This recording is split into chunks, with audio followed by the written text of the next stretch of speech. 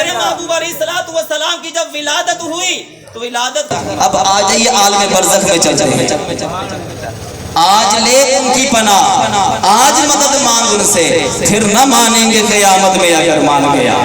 آج لے آج مانو آج مان کہ محبوب علیہ الصلوۃ والسلام مدد کرتے ہیں اللہ کی عطا سے۔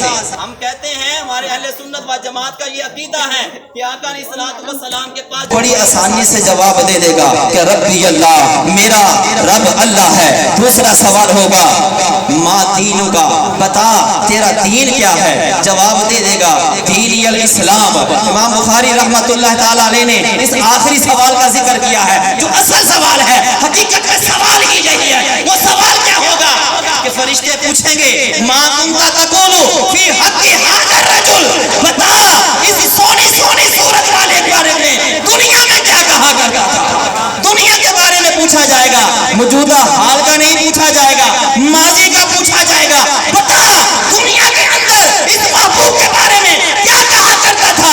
اگر تو کوئی گستاخ رسول ہوگا، اگر تو کوئی نافرمان ہوگا، اس کی زبان کو تالا لگ جائے گا، اور اگر کوئی عاشق رسول ہوگا، محبوب کے عشق کا غم بھرنے والا ہوگا، آقا کے اوپر خالی نعرے نہیں کہ غلامی رسول میں موت بھی قبول ہے، نعروں والی بات نہیں، حقیقت میں جان قربان کرنے والا ہوگا، وہ کیا عرض کرے گا کہ قبر میں سرکار آئے تو میں قدموں پر گنوں، قبر میں سرکار آئے تو میں قدموں پر گنوں، ارے گر فرشتے پی اٹھائے تو میں ان سے یوں کہوں اب تو پائے ناز سے میں اے فرشتوں کیوں اٹھوں؟ مر کے پہنچا ہوں یہاں اس دل و ربا کے واسطے، مر کے پہنچا ہوں یہاں اس دل و ربا کے واسطے۔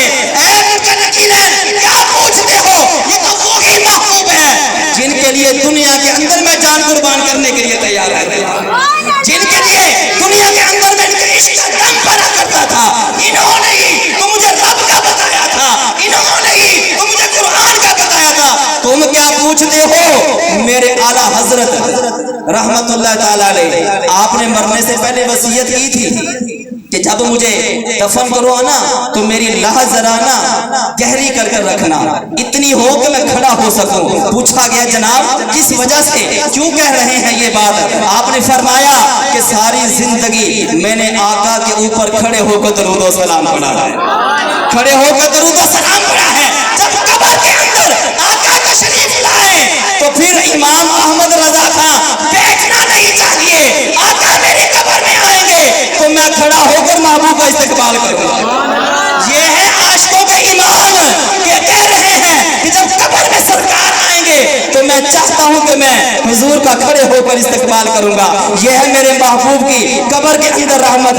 آئیے عالم محشر میں چلتے ہیں، گفتگو کو سمیٹ رہا ہوں۔ محشر کا میدان ہوگا جب سورج سوا نیزے پر ہوگا، تانبے کی تپتی زمین ہوگی، 50,000 سال کا ایک دن ہوگا۔ آج سورج کی سائیڈ ہماری طرف جو ہے نا یہ الٹی سائیڈ ہے، لیکن حشر والے دن میرے بھائیوں یہ سورج سیدھی طرف ہوگا ہماری طرف، اس کی سائیڈ سیدھی ہماری طرف ہوگی اور سوا نیزے پر ہوگا۔ میرا خیال ہے کہ سوا نیزہ جو یہ تار ہے نا اس سے تھوڑا سا اونچائی ہو جائے گا، اتنا نزدیک سورج ہوگا اور برہنہ جسم کھڑا کیا جائے گا، حساب و کتاب ہوگا۔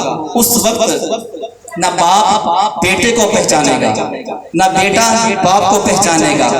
ماں جو آج کہتی ہے کہ میرا لال اگر گھر میں نہ آئے تو مجھے نیند نہیں آتی، اگر لال کو تکلیف پہنچے تو ماں کے دل کو تکلیف پہنچتی ہے، لیکن اس وقت نفسا نفسی کا عالم ہوگا۔ لیکن ایک ذات ہوگی کہ جس جو کہہ رہی ہوگی اذهبوا الى غیری، اذهبوا الى غیری۔ امتی ہر امتی اپنے اپنے نبی کے پاس جائیں گے، وہ ہر نبی کہے گا اذهبوا الى غیری، اذهبوا الى غیری، کسی اور کے پاس جاؤ، کسی اور کے پاس جاؤ۔ پھر سارے اکٹھے ہو کر حضرت آدم علیہ السلام کے پاس حاضر ہو جائیں گے۔ حضرت آدم علیہ السلام ساری قوم کو لے کر آقا کے پاس جائیں گے اور میرے محبوب علیہ السلام ایڑیاں اٹھا اٹھا کر دیکھ رہے ہوں گے، اپنی امت کا انتظار کر رہے ہوں گے۔